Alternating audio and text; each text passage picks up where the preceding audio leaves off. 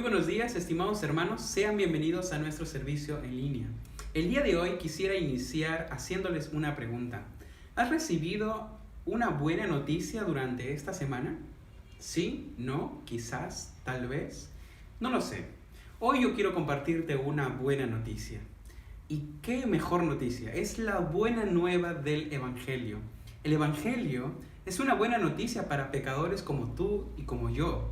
Nos relata la obra y la persona de Jesucristo. Nos cuenta cómo es que el Hijo de Dios se tuvo que encarnar para que pudiera morir en nuestro lugar y así nosotros pudiéramos obtener salvación. Si tú no le has confiado tu vida a Cristo, si aún tú no has sido parte de esta buena noticia, yo te animo a prestar atención a la segunda estrofa de este himno. Este himno dice que hay una promesa, que si nosotros confiamos en nuestro mal obrar, si reconocemos nuestro pecado y nuestra necesidad de Jesús como el único medio para poder ser salvo, Él responderá con gracia, con misericordia y nos hará una nueva criatura, nos salvará. Yo quiero animarte, estimado creyente, tú que has escuchado el Evangelio y lo has recibido, canta con gozo, recordando que en Cristo hay esperanza. Cantemos juntos este himno. ¿Has oído de Cristo?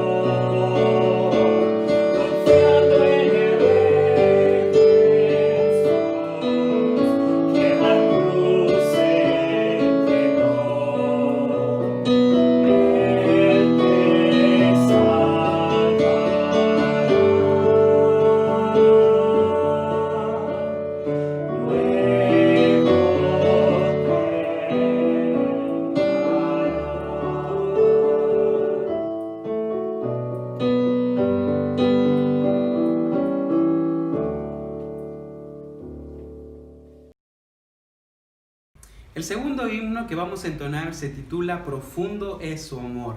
Y este himno hace una serie de contrastes. Por ejemplo, en la primera estrofa dice: Cristo herido, mas yo sano soy.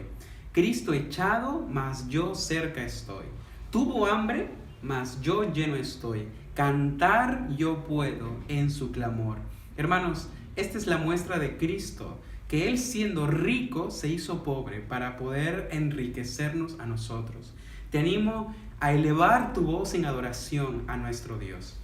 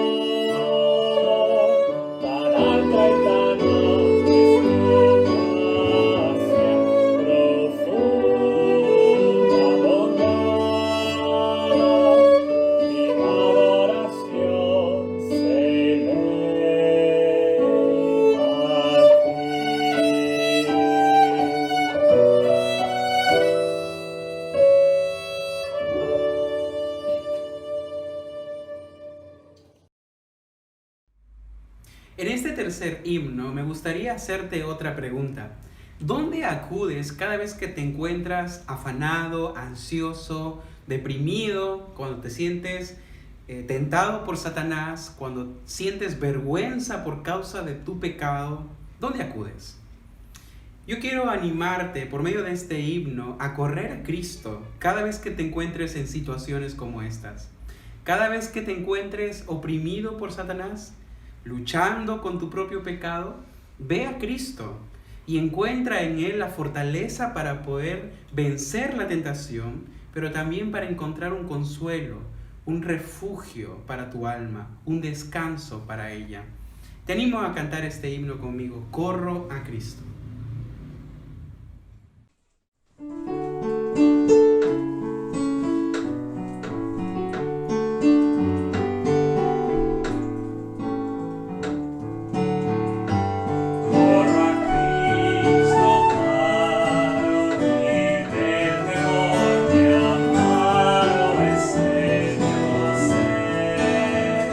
Solo cree en mí, me dice.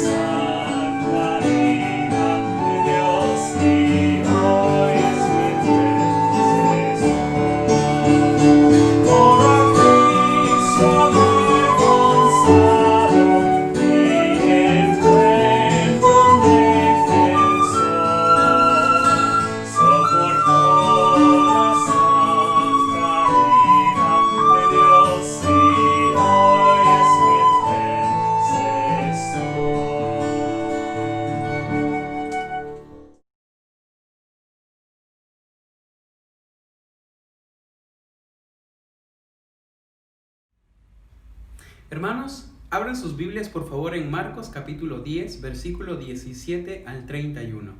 Marcos capítulo 10, versículo 17 al 31. La palabra de Dios dice así: Al salir él para seguir su camino, vino uno corriendo e hincando la rodilla delante de él le preguntó: Maestro bueno, ¿qué haré para heredar la vida eterna? Jesús le dijo: ¿Por qué me llamas bueno? Ninguno hay bueno sino solo uno, Dios. Los mandamientos sabes: no adulteres, no mates, no hurtes, no digas falso testimonio, no defraudes, honra a tu padre y a tu madre. Él entonces respondiendo le dijo: Maestro, todo esto he guardado desde mi juventud. Entonces Jesús, mirándole, le amó y le dijo: Una cosa te falta. Anda, vende todo lo que tienes y dalo a los pobres, y tendrás tesoro en el cielo. Y ven, sígueme, tomando tu cruz. Pero él, afligido por esta palabra, se fue triste, porque tenía muchas posesiones. Entonces Jesús, mirando alrededor, dijo a sus discípulos: Cuán difícilmente entrará en el reino de Dios los que tienen riquezas. Los discípulos se asombraron de sus palabras, pero Jesús, respondiendo, volvió a decirles: Hijos, cuán difícil es entrar en el reino de Dios a los que confían en las riquezas. Más fácil es pasar un camello por el ojo de una aguja que entrar un rico en el reino de Dios. Ellos se asombraban aún más, diciendo entre sí: ¿Quién pues podrá ser salvo? Entonces Jesús, mirándolos, dijo: Para los hombres es imposible, mas para Dios no, porque todas las cosas son posibles para Dios. Entonces Pedro comenzó a decirle: He aquí nosotros lo hemos dejado todo y te hemos seguido.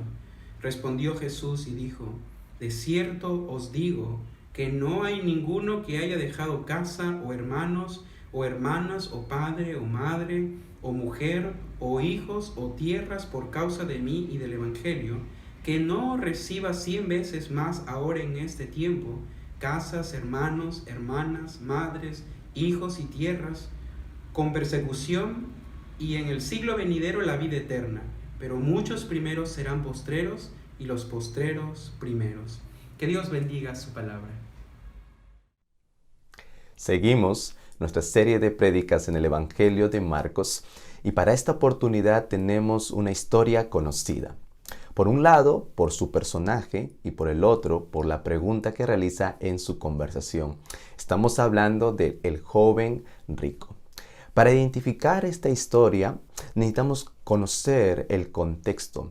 Y previamente, textos antes, Jesús había tomado una parte para tener una conversación con los discípulos y también con los niños, tocando el tema los que pertenecen al reino. Los niños fueron llevados a Jesús y Él no rechaza su acercamiento.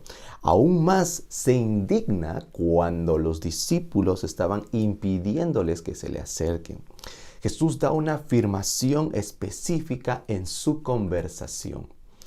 ¿Qué dice? De cierto os digo que el que no reciba el reino de Dios como un niño, no entrará en él. ¿Qué significa esta frase?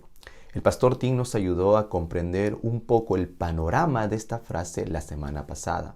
Por un lado puede tener la fe de un niño, por otro la humildad de un niño y por otro el amor de un niño por la persona de Jesús.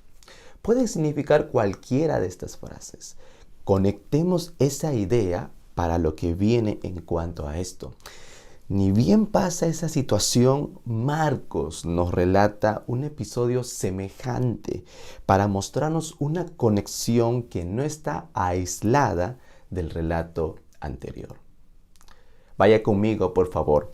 La pregunta del joven rico. En esta oportunidad tenemos un hombre que su relato también se encuentra en otros evangelios, Mateo y Lucas. Si hilvanamos la historia, tenemos a un hombre principal que era rico. Teniendo esas características, estamos hablando probablemente de un hombre importante por su poder socioeconómico. Me llama la atención que este joven rico buscó a Jesús. El hombre se inclina, ni bien ve a Jesús de rodillas delante de él. Esta acción nos muestra de algún modo cierta actitud reverente. Lo que no sabemos es por qué lo hizo. Podemos especular que lo hizo por el reconocimiento a la trayectoria de Jesús como un gran maestro, mostrando respeto por su inteligencia, su erudición. Probablemente pueda ser eso. Pero lo que más me llama la atención es su pregunta. Inicia la conversación con una gran pregunta que para nosotros podría ser algo crucial y determinante. El versículo 17 dice: Maestro bueno, ¿qué haré para heredar la vida eterna? No sabemos el trasfondo de esta pregunta, ni mucho menos la motivación o en el estado en que se encontraba. No sabemos si estaba con tristeza, con decepción, para que este hombre hiciera tal tipo de pregunta. Muy interesante. Por la narración, podemos percibir que el joven rico estaba buscando probablemente dos cosas. Primero, él considera que esta pregunta es tan importante que debe haber alguien que pueda contestarla. ¿Quién más que el maestro bueno debe tener algo significativo con respecto a esta pregunta? Segundo, su expectativa es llenar de información nueva e importante, y no necesariamente la búsqueda de Dios, quien en este caso le demandará una acción radical después.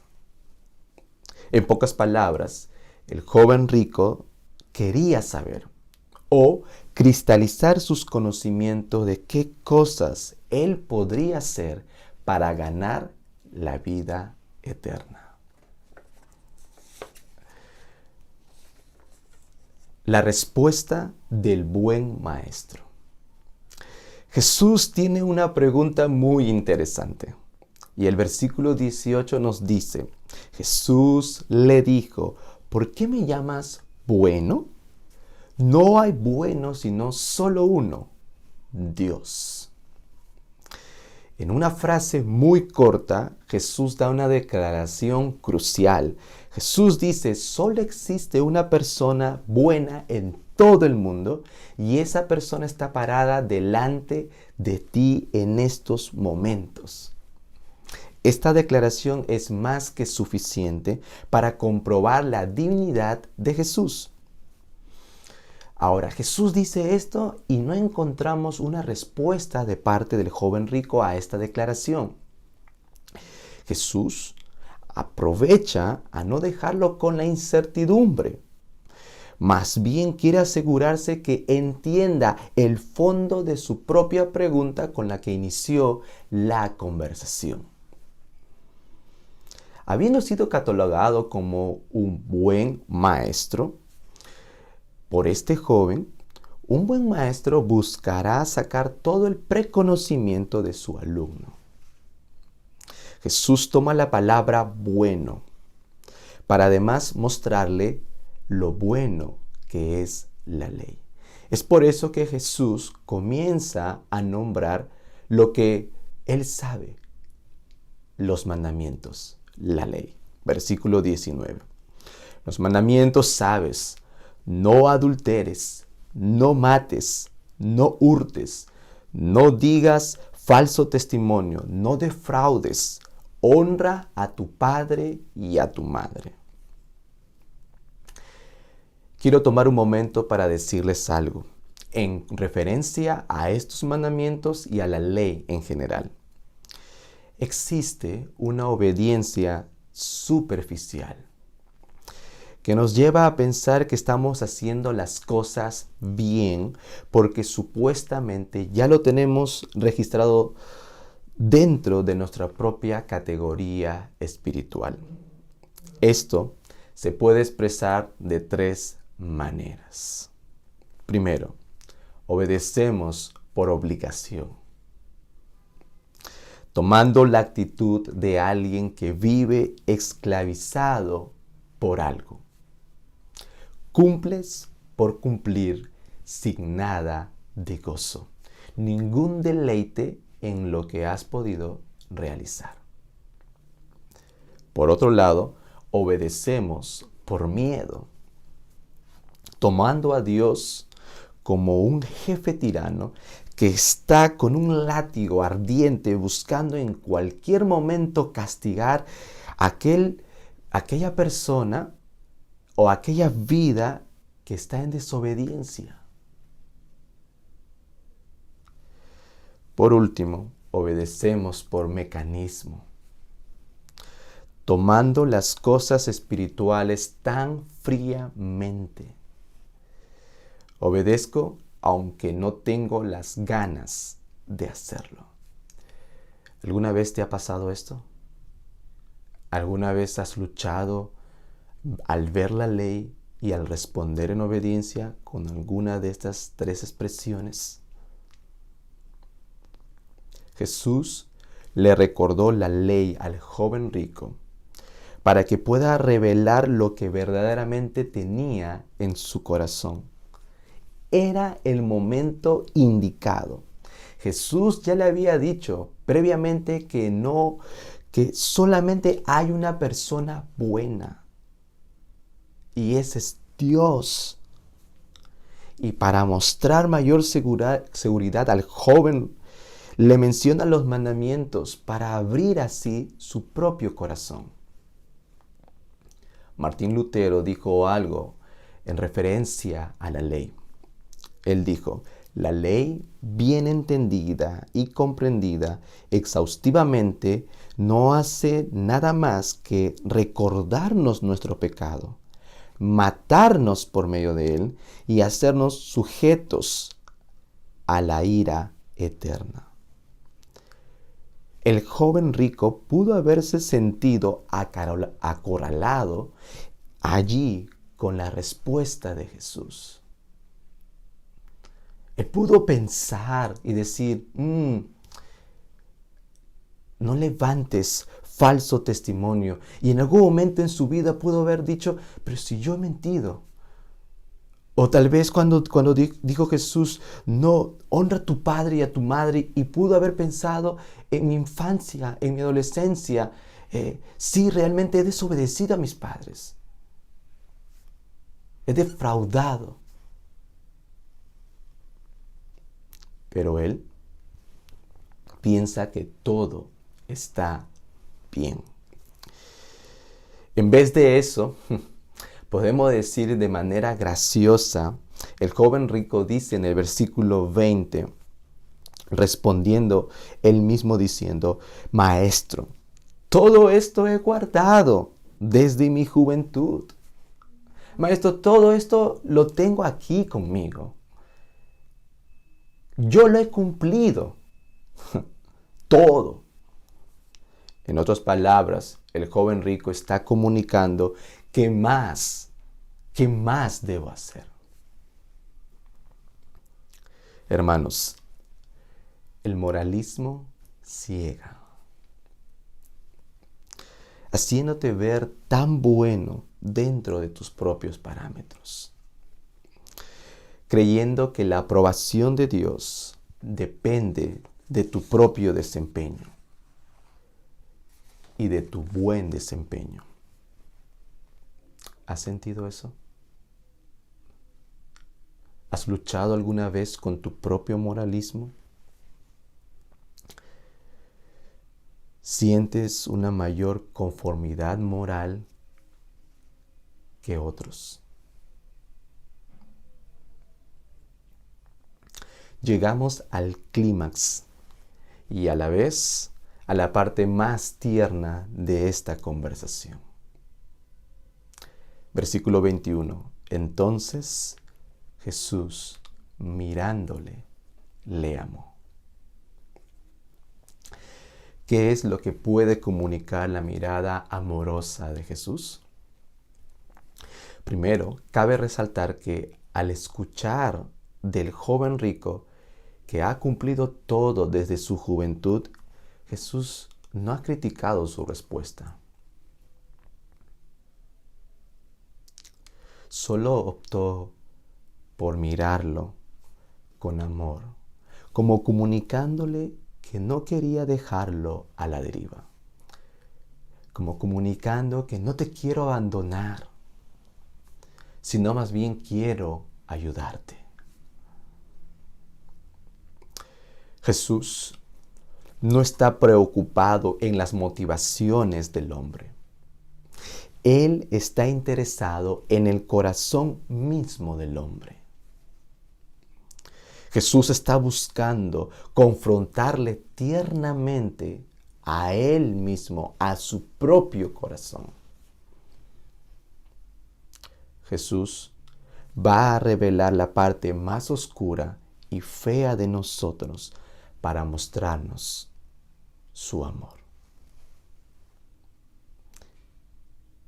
Porque Dios nos ama mucho, muchísimo, que no quiere dejarnos así rotos por causa del pecado. El versículo 21, Jesús le dijo, una cosa te falta. Anda, vende todo lo que tienes y dalo a los pobres. Y tendrás tesoro en el cielo. Y ven, sígueme, tomando tu cruz. En el Evangelio de Mateo, en esta precisa frase, él añade un dato más. Y dice, si quieres ser perfecto. Ahora, no debemos entender esta frase como si le faltara algo, sino que necesita abandonar algo para tener lo que no tiene. Y es por eso que Jesús le pide hacer 3 cosas. Primero, le da un mandato. El joven rico ya no solo estaba escuchando el reconocimiento o el recordatorio de la ley, sino que ahora está escuchando la misma palabra de Dios. Eso quiere decir que la segunda persona de la Trinidad, Jesús, el Hijo de Dios, le está dando un mandamiento. Si el joven rico estaba buscando al buen maestro para suplir el contenido de su conocimiento, pues ahora este buen maestro está abriendo la cortina para mostrarle su autoridad y divinidad. En otras palabras, un ser superior a él mismo le está demandando algo. Segundo, le pide una renuncia. El versículo 21 dice, anda, vende todo lo que tienes y dalo a los pobres, y tendrás tesoro en el cielo. Es importante descifrar el pedido de Jesús. No deberíamos interpretar este anuncio como si Jesús estuviera dándole una dosis moral para incrementar el fervor de hacer algo y así aumente su activismo moral. No vamos en esa dirección, ni mucho menos Jesús está en esa dirección. Lo que Jesús quiere del joven rico es una renuncia total y absoluta. Jesús sabe dónde se encuentra el corazón de este joven. Por eso prácticamente le está diciendo, quiero que te hagas pobre. Quiero que entres en la pobreza. pero que proceda de tu propia voluntad.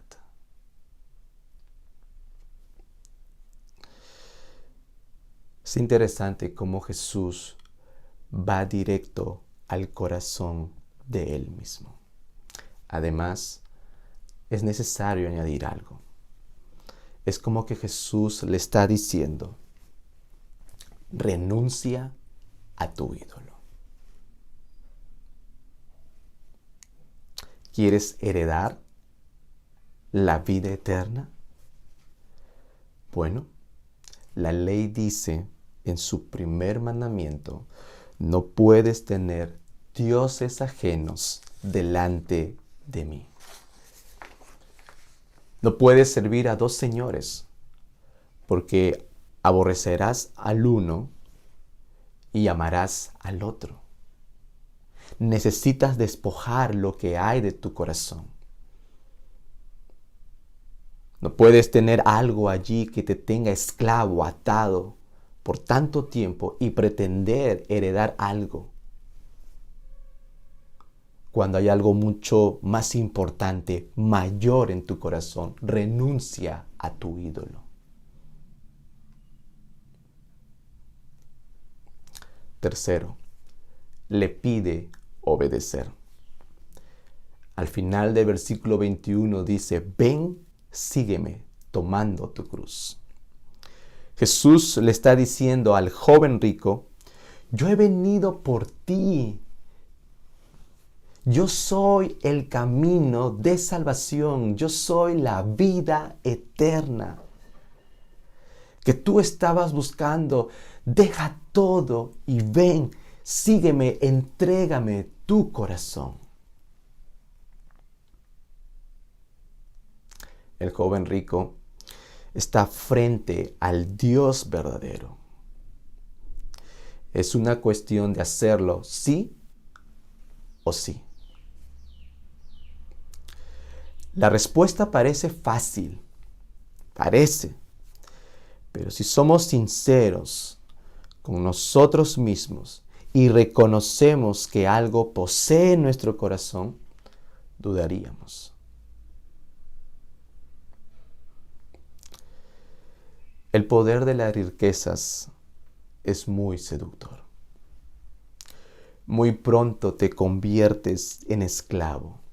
Y no solamente para gente que quiere más, sino también para los que codician lo que no tienen. Sin darte cuenta, eso ha controlado tus emociones, ha controlado tus deseos.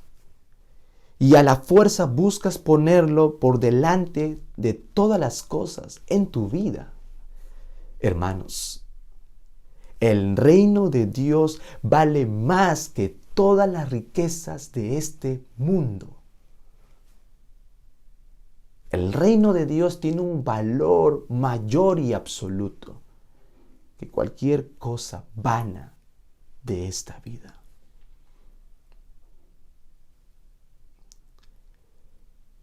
Luego de esta declaración de Jesús, nos encontraremos con la decepción del joven rico. Versículo 22. Pero él, afligido por esta palabra, se fue triste porque tenía muchas posesiones.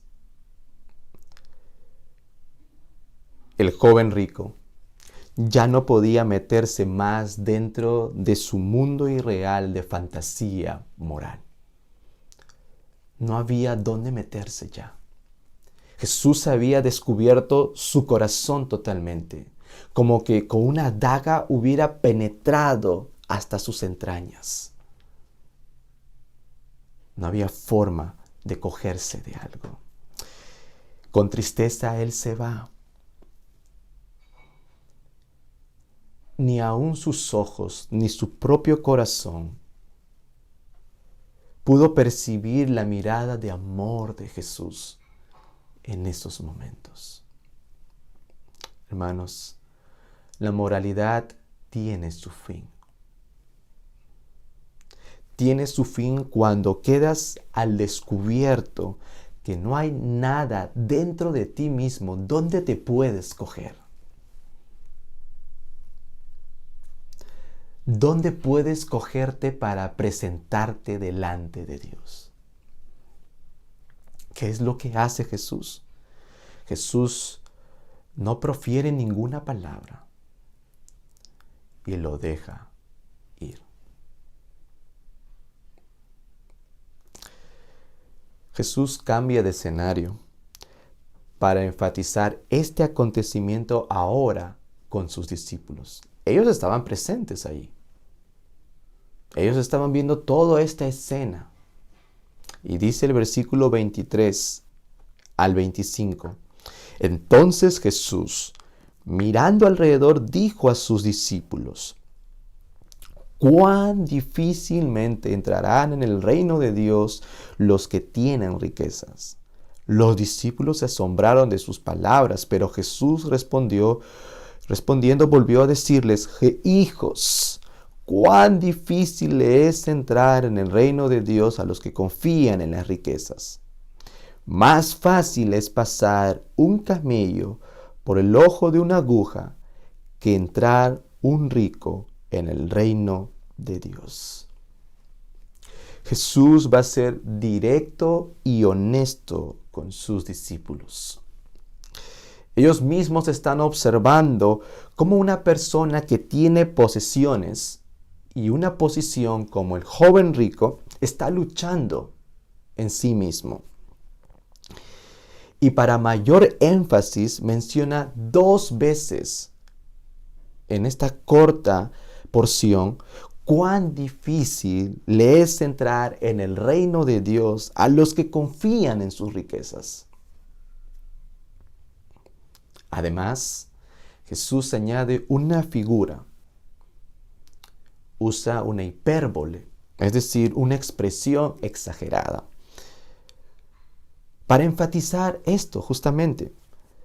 Versículo 25, más fácil es pasar un camello por el ojo de una aguja que entrar un rico en el reino de Dios. ¿Qué quiere decir esto?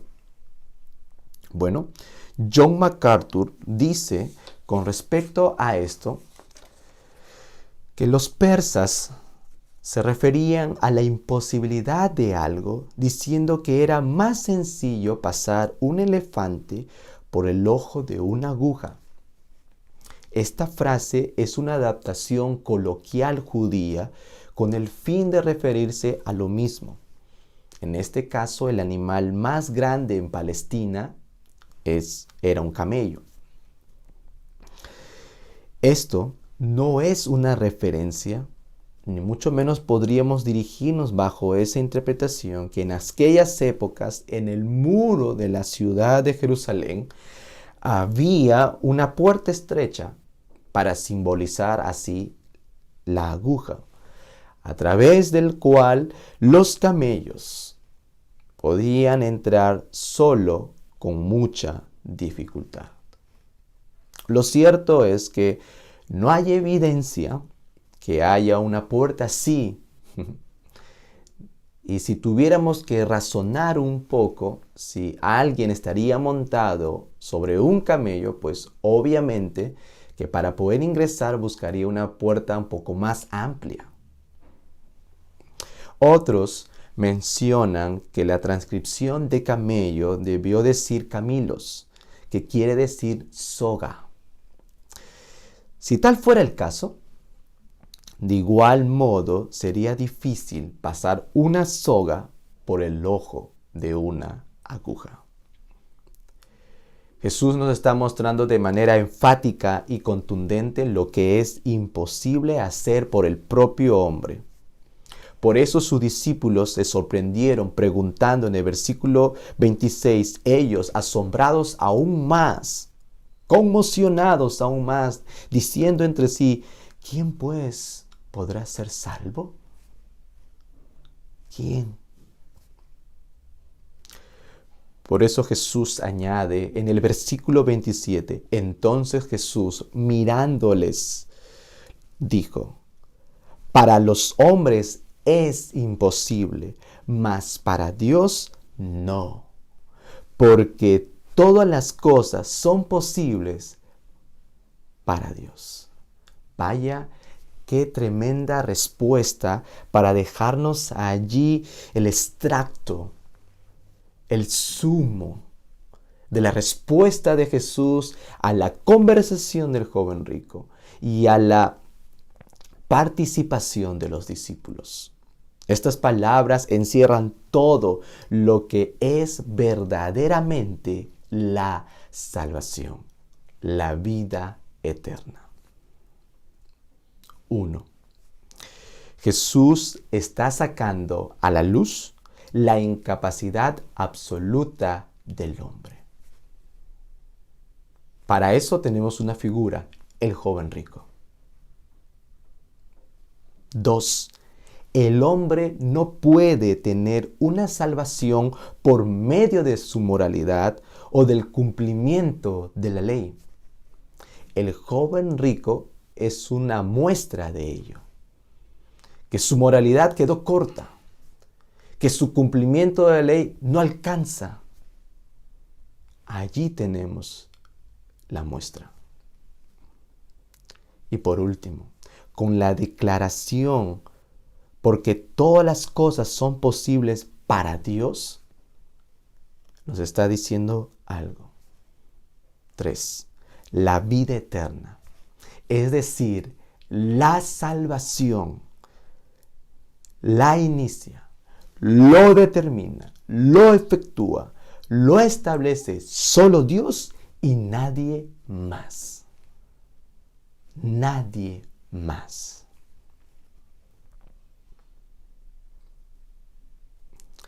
Después de haber dicho esto, Jesús, encontramos la intervención del discípulo intrépido. Versículo 28. Entonces Pedro comenzó a decirle: He aquí, nosotros lo hemos dejado todo y te hemos seguido. Cada vez que Pedro habla, siempre es un caso. Me identifico mucho con la forma de hablar de Pedro. Pedro se pone a razonar y a calcular las consecuencias a causa de toda la escena que ha observado a su alrededor. Como dije antes, este relato se encuentra tanto en Mateo como en Lucas. En este mismo texto, en Lucas 18:28, añade en su evangelio la palabra posesiones. Y en Mateo 19:27 añade la pregunta: ¿qué pues tendremos? Estas dos participaciones dentro de estos evangelios nos van a ayudar a comprender un poco más lo que Pedro dijo en el texto que hemos leído. Nosotros hemos dejado nuestras posesiones. Conociendo nosotros el contexto de este joven rico, tendríamos que imaginar a Pedro que estuvo pensando en sus propias posesiones. Bueno, vayamos un poco más. Tal vez estuvo pensando que ahora ya no tiene trabajo. El oficio que había realizado por muchos años de su vida ya se le había ido de las manos. Ya no tenía el dinero que antes ganaba, ni mucho menos ya los ahorros. Todo se estaba terminando. Es por eso que pregunta: ¿qué pues tendremos? Pedro busca comunicar con esta pregunta como si fuera de esta manera: ¿qué nos va a dar a cambio por lo que hemos dejado? Maestro, ¿qué vamos a tener a cambio? Lo hemos perdido todo, no tenemos nada, nada con nosotros, nada en los bolsillos. ¿Cuál será nuestra recompensa? habiendo escuchado a Pedro, Jesús va y nos menciona la gran resolución del buen maestro. Versículo 29. Respondió Jesús y dijo: de cierto os digo que no hay ninguno que haya dejado casa, o hermanos, o hermanas, o padre, o madre, o mujer, o hijos, o tierras, por causa de mí y del Evangelio, que no reciba 100 veces más ahora en este tiempo casas, hermanos, hermanas, madres, hijos y tierras, con persecución, y en el siglo venidero la vida eterna. Pero muchos primeros serán postreros y los postreros primeros. Qué respuesta directa para Pedro. Y no solamente para él, sino también para todos los discípulos que estaban con él y habiendo escuchado lo que Pedro había dicho y también presenciado lo que el joven rico había hecho. Dos cosas aquí para buscar resumir lo que este texto quiere decir. Primera, seguir a Cristo es una renuncia a mí mismo.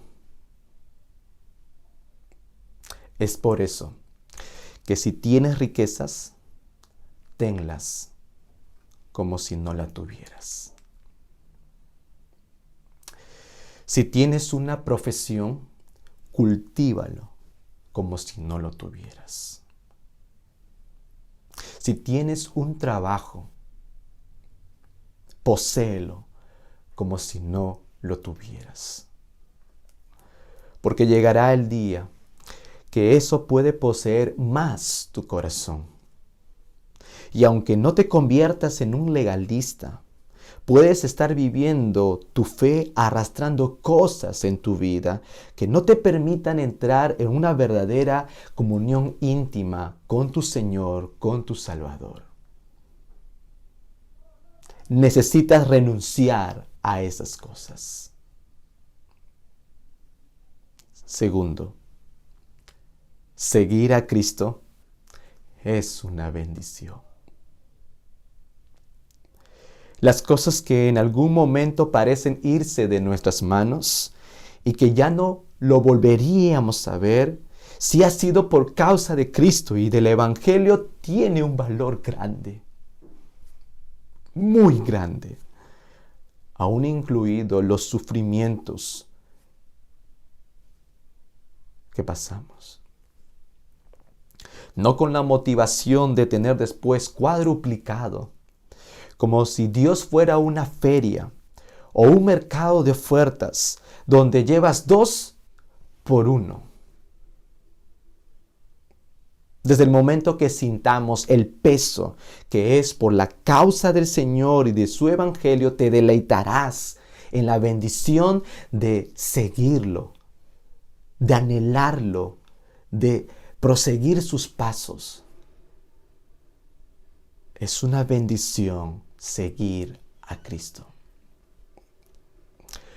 Robert Handel, un predicador escocés, muchos años atrás, dijo lo siguiente: el cristianismo es todo o nada. Si es la verdad, merece y demanda todo sacrificio para promover su influencia. Si no es la verdad, despojémonos de la hipocresía de profesar lo que creemos. Esta frase se mencionó por primera vez en la primera prédica de gracia. Y después de 4 años, es propicio que haga eco en estos momentos. Hermanos, Jesús es todo o nada.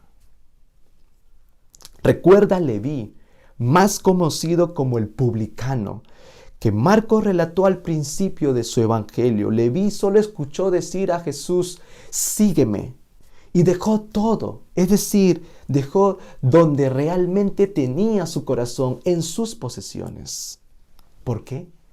¿Por qué hizo eso Leví? Porque él creyó que solo una cosa podía satisfacer su vida y no eran las cosas materiales, no eran sus posesiones. Por tantos años que vivió esclavo a eso, entendió que Jesús satisface y llena su corazón.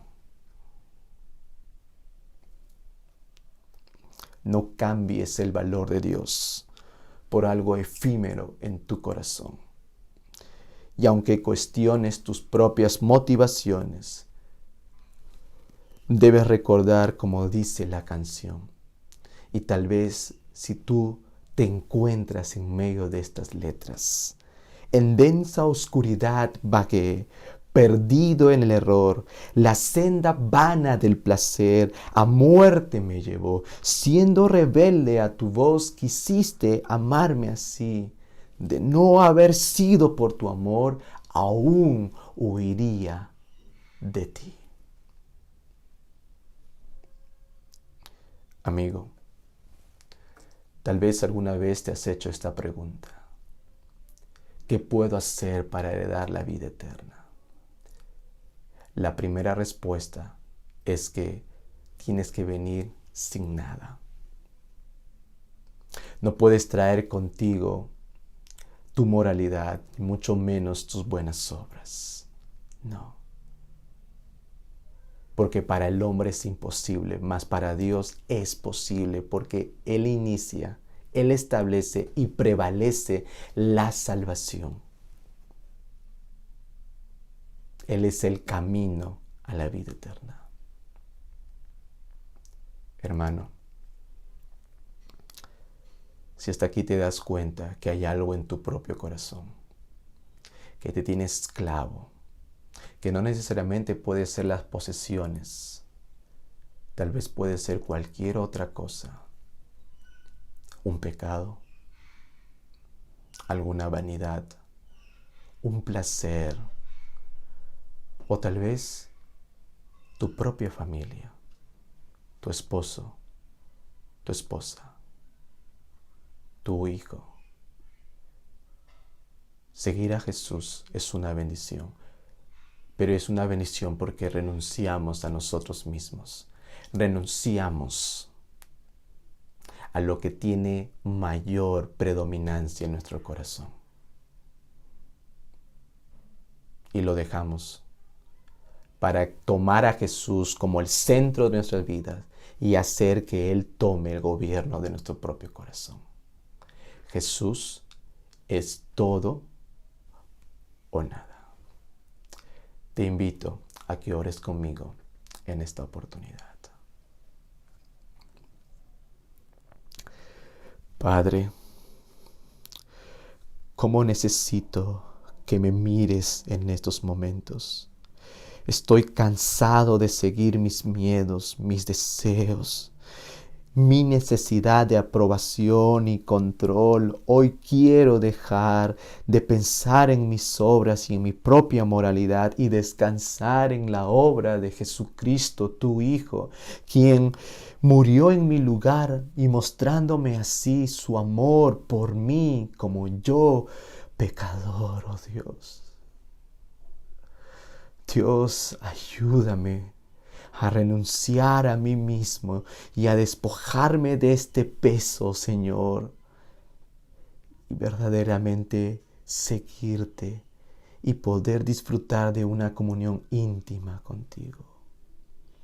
Abre mis ojos, oh Dios, abre los ojos de mi corazón para percibir tu gloria y la magnificencia de tu poder. En nombre de Cristo Jesús quiero orar. Amén. Que Dios te bendiga.